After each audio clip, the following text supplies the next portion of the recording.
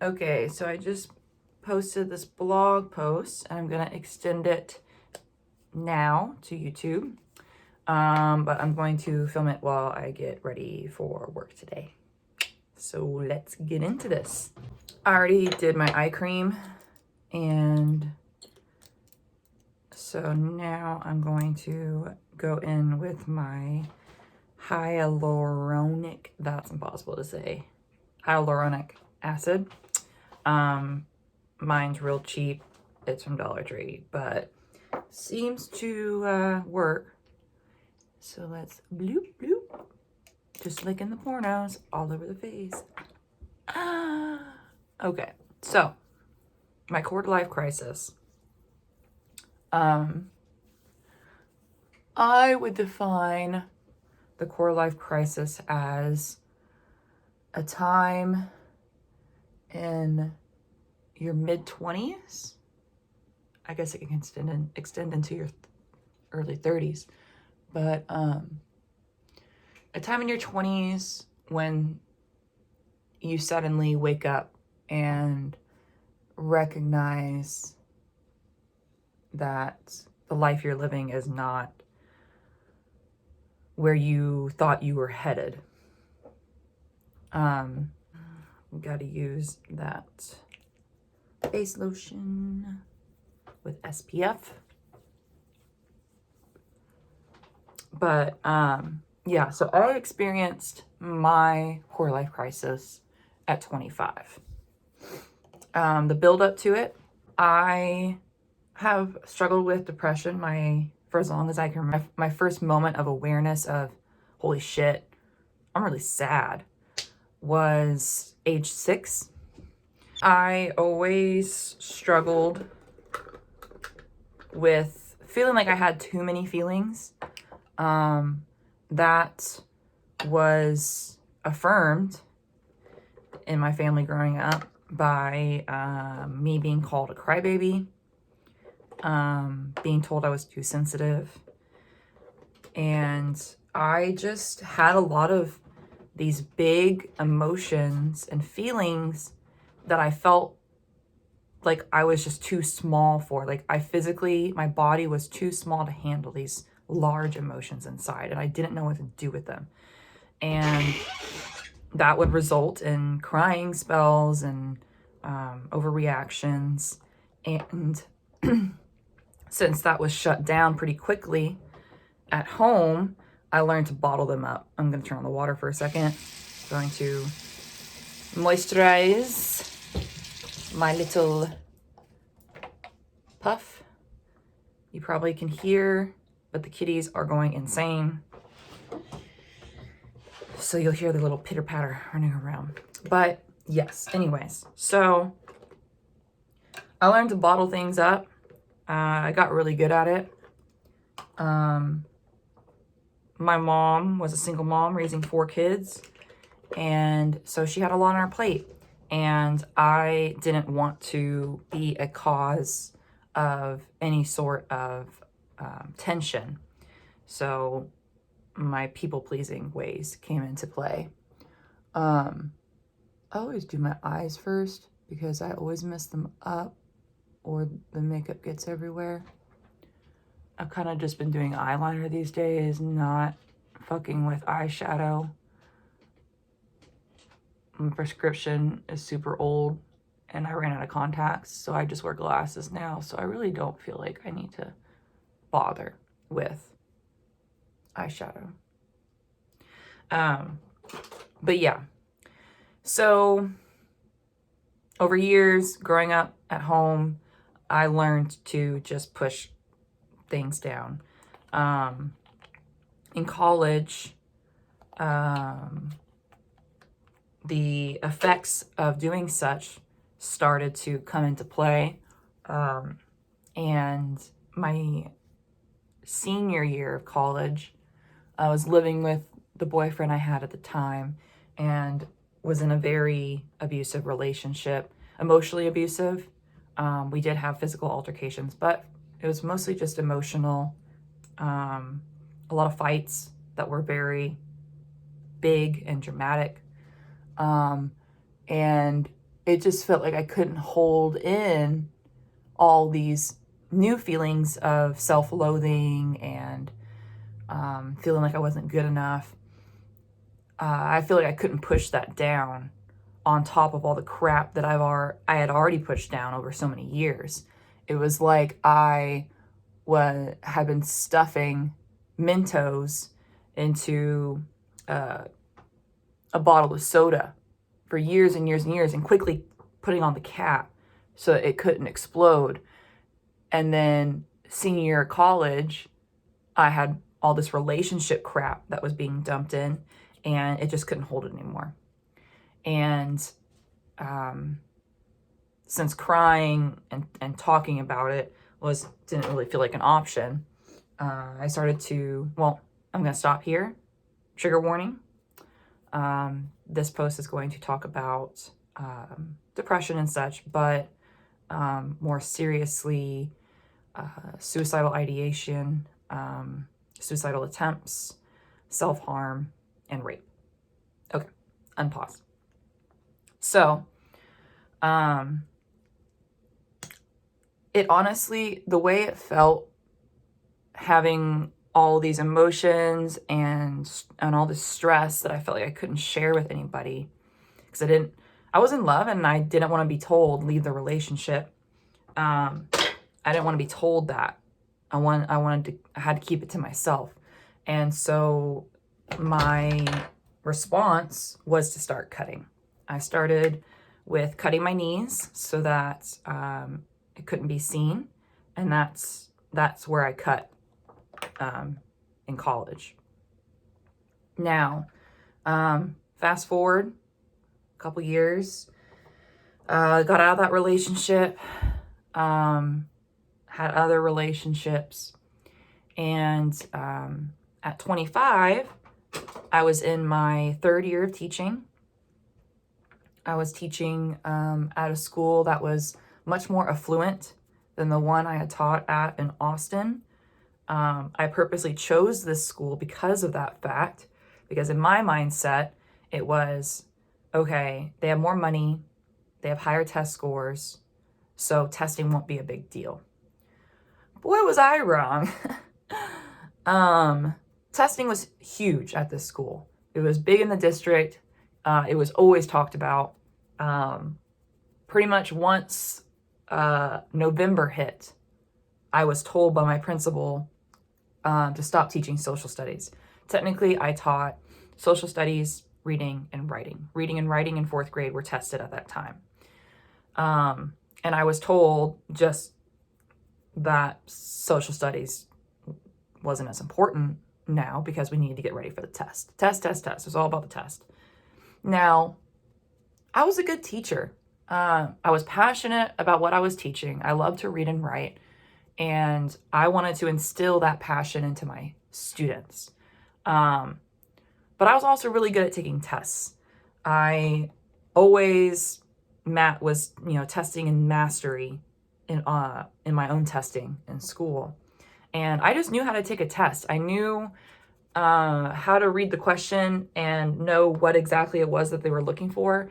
I knew how to explore a text and analyze it to find the answers I needed. And so I was able to give that to my students. And the result of that was really high test scores. My students were doing so well that I became sort of a favorite of my principal. We had a good relationship in the sense that she liked me. But my imposter syndrome really came out, and I had constant nightmares of her walking into my classroom, holding up random low scores and firing me on the spot in front of my kids. So I was under a lot of stress. I was always worried that I was going to be found out, because I really felt like I wasn't doing anything special. I was just being me, and the test scores just happened to be really positive. I didn't really attribute it to what I was doing. But I ended up getting the attention of the superintendent. Nice guy. But it got to the point where when he came to visit the campus, he always came and stopped by my classroom to say hi and chat. And though it felt really good to have that kind of attention, it also scared the shit out of me, because here was another person that would know immediately if I failed. I felt like this meant I was in the spotlight and I could not mess up. And so, in about probably October of my third year, I was in the middle of teaching a lesson and it felt like I was having a heart attack. It literally felt like I was having a heart attack. Yes, I know, I was only 25. I obviously wasn't having a heart attack. But my chest was in immense pain and my whole left side went numb. And I rushed to the hospital. They did EKGs. They couldn't find any abnormalities. But I kept having the pains. It wouldn't go away. So they hooked me up to a portable EKG monitor that I wore for 6 weeks under my clothes, which only added more stress. But after the 6 weeks, I went back in to my cardiologist and he said that I was fine, that physically I was healthy. I was a normal 25-year-old. There was nothing wrong. And he said, oh, it's just stress. Just stress. And that really freaked me out. I didn't realize that all of this stress that I was constantly dealing with could physically affect my body. And I was having panic attacks all the time. Now, during this time, I was also on Accutane. If you don't know what Accutane is, it's a very serious prescription that one takes to treat and hopefully fully eradicate very stubborn acne. You can even see I have scars. I had very bad cystic acne. It got really bad in my early 20s to the point where I never left the house without makeup. And even though I wore makeup, I felt disgusting. I hated the way I looked because my face was physically changed. My jaw became square because of all the cysts I had all over it. I felt ugly. I went 10 years of dealing with acne and I was sick of it. And I knew that Accutane was a risk. I knew that it increased issues with suicidal thoughts. But I felt like getting to finally be free of acne in the long run would benefit me more than dealing with a few months of extra depression. So I did it. I took it. I ended up having a really serious case. I was on that shit for 8 months. No one's on it for 8 months. And it really did affect me. It definitely increased my suicidal thoughts. I constantly wanted to kill myself. But I cared more about having clear skin. And so on the tests that I had to take at the end of every month before I was allowed to get my next prescription filled, I lie and say that I was fine. Really regret that now. But hey, look at my skin. Priorities. All right, so I'm done with my makeup. So I'm gonna move to a more attractive location. Okay, we're in the living room now. So, Accutane. So I was taking Accutane, which was making my depression worse, my anxiety worse. Everything was just a hot mess. I was in a relationship at this time. I had been in a relationship for a year with this guy who was very emotionally unavailable. And it just wasn't a good relationship. But I had always been dependent in my relationships. And after a Halloween party at my friend's, the guy decided to dump me. It was very out of the blue. I thought things were going okay, minus the fact that I loved him and he didn't love me. Yeah, that kind of just set me over the edge. So, in my 20s, I had the tendency to kind of just go off the deep end after being dumped, trying to make my hair cooperate. And I resorted to Tinder to find companionship, but also to try and find friends. And I had one particular night that I was just really lonely, and I wanted to feel like I had a friend in the world. But not someone that I knew, like, because my friends want me to talk about my problems. I just wanted a stranger to come over, hang out with me, and just talk about random crap so I could just check out of all of what I was dealing with.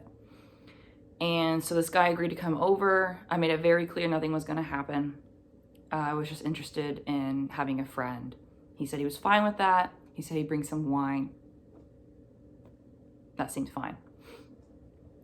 Hi, Patrick.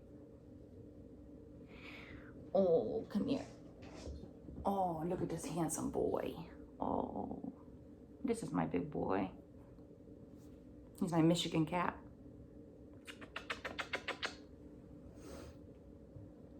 You like the wine stain? Yep, that's wine. I was drinking wine in bed last night, and I'm a slob. But that's the reality of depression. You can just enjoy it. Don't judge me. Judgment-free zone. But yeah, so basically what happened that night, guy said he had too much to drink. I needed to get up in the morning and go to work still. So I needed to go to bed. Told him I was going to bed. He could sleep on my couch. Within 20 minutes, I got sick of listening to him whine and groan and say that my couch was too small. Granted, yes, he was a big guy. So it was a small couch. But I knew what he was doing. I had that alarm go off in my head. But the people pleaser in me didn't want us to just send him home just in case he truly was too drunk to drive. I didn't want to put his life at risk or put other lives at risk. They're serious now. They're not used to me sitting on the couch because it smells like cat pee. That's my life. So they're all flocking towards me right now. Come here, buddy. My fat boy. But yeah, so I said, fine, you can sleep in my bed, but nothing is happening. I even took the extra care to line the pillows up in between us, in between our bodies, as a physical barrier to anything that he might have been wanting to happen. Well, you can probably guess. I woke up to him inside me, on top of me. I mean, I was in shock. I couldn't believe that this was happening again. I'd already been raped at 14 by someone that I knew and trusted, and I couldn't believe the situation I put myself in. I remember thinking, Lauren, you let a stranger into your home. He made passes at you, and you still let him sleep here. Of course, this is happening to you. This is your fault. He was big. He was heavy. He was strong. When I woke up, he already was holding my wrists. And so, I mean, I felt powerless. I didn't think to scream. I didn't think to fight. I just let it happen. I let him finish. And the moment that I told him to get the fuck out of my house. He was a pig, and I wanted him out of there. I never wanted to see him again. Immediately blocked him on everything. And once he left, I broke down. At that point, that was, the straw that broke the camel's back. I took a shower for probably an hour with the heat as high as I could stand, and cleaned myself. And I remember using my nails to try and scrub off the feeling of his sweat on me. I just felt disgusting, alone. And after my shower, I called the friend that I had at the time. She taught with me. She taught in my grade level, was on my team. We spent a lot of time together. So I trusted her as a friend. And she was a good friend in that moment. It was probably 2 a.m. She came right over.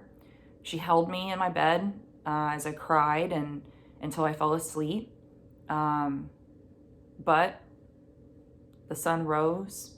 It was another day, and I had work to do. So I got up, got dressed, went into work, and tried to shove it down in that bottle. I focused on my work, and I lasted halfway through the day, but then I got a message from him on Facebook. This creep managed to find me on Facebook just so that he could message me about what happened the night before. The way that he put it was he apologized for abusing my hospitality.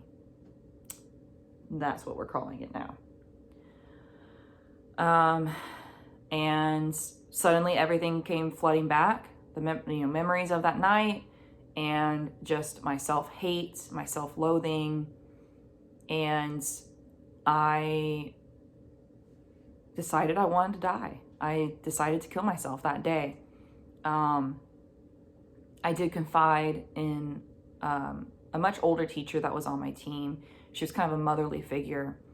I told her what happened and how I was feeling, what I was thinking, and she told me to call my therapist. At that time, I was regularly seeing a therapist because I still had free insurance because I was under the age of 26.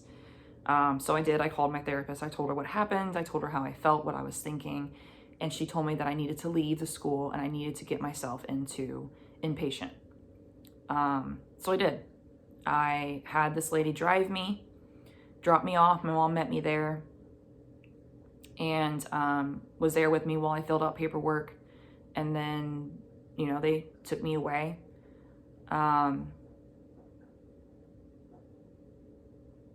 My biggest memory from that moment was the sudden realization that, oh shit, I'm about to be locked up. And I was terrified. I didn't know the procedure. I didn't know what was going to happen. I didn't want to be alone with my feelings, though. And so I knew that it was the smartest choice, the safest choice. But I remember I was wearing this same bracelet I'm wearing now. It's just a little bracelet with a pendant that has one of my niece's names on it. My sister's kid. I was there with my sister through her whole pregnancy. I lived with her. And I got to be in the room when my niece was born, and I got to see her take her first breath and open her eyes for the first time. And I was just much closer to her. I still am, than my other nieces and nephews because I have 2 brothers and 1 sister. And since I was there for the pregnancy, I got to watch Porter grow. I was just naturally much closer to Porter. But when she was born, my sister gave me this bracelet. Because I was a little more open with my depression by that point. And I still wear it every day because she is the reason that I am still here today. When I would cut, and when I would cut really seriously, which I started doing during this time when I was 25, I was cutting my wrists at this point. And I would go really, really deep. The one thing that stopped me was this bracelet.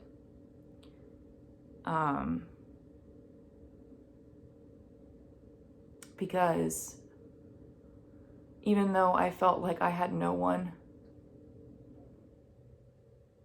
and I felt like growing up, I didn't have anyone that really was there for me or understood how I felt. I wanted to be that. I shouldn't have done my makeup before this. I wanted to be that for Porter. I wanted to be someone she could confide in and help her manage her big emotions. And I knew that if I went through with what I wanted to do, she would lose that. At least she would lose that in me. I'm not to say that she wouldn't have it in anyone else, but I wanted to be a resource for her And so anyways, that's why I still wear it today. I don't self-harm anymore, but it's still just a reminder. But at the moment when I was about to be taken through the double doors, they told me I had to take the bracelet off because it was a safety hazard. And I didn't want to do it because that was the only thing that had tethered me to this world for months at this point. And I was worried that if I took it off, then I would lose that tiny little desire to stay alive. But I mean, I had to take it off. I gave it to my mom and they took me in.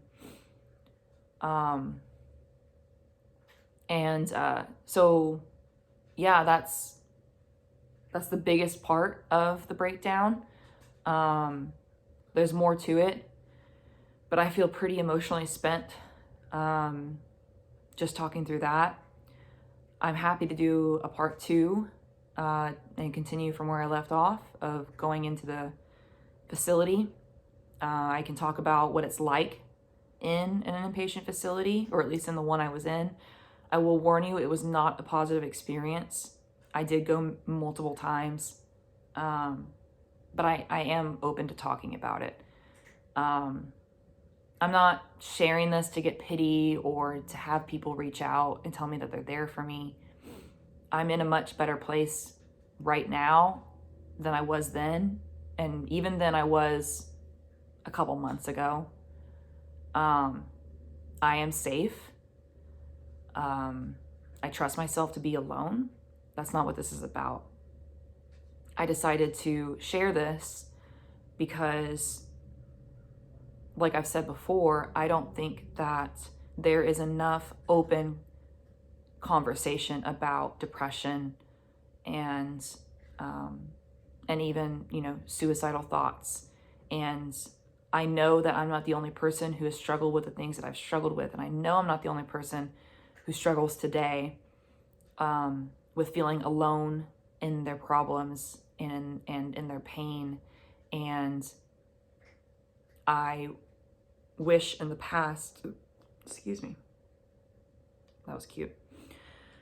I remember wishing in the past that I had someone that truly understood what I was going through. It's one thing to talk to a friend and tell them how I feel and them say that they're sorry and that they're there for me. It's great and that's good to have, and I'm thankful for the friends that I have. But it's another thing to share with someone who knows exactly what I feel and who can fully empathize and share what I am going through. And I want to be that for at least one other person. If you're watching this and you're struggling with suicidal thoughts, I'm going to tell you that it's not an escape. It seems like a way to be free, but the pain that it will bring to those who do love you, even if they love you from afar, it's just not worth it.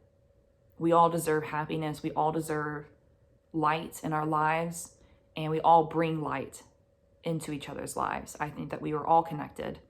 And just don't give up. Don't give up. You're okay. It's not okay right now, but it's gonna be okay. I'm okay. I know I don't look like it. But it's gonna be okay. I'm here for you. If you are struggling right now and you feel like you don't have anyone to talk to me. Send me a message. I'm pretty sure you can message on YouTube, or you can find me on Instagram or TikTok or on my blog.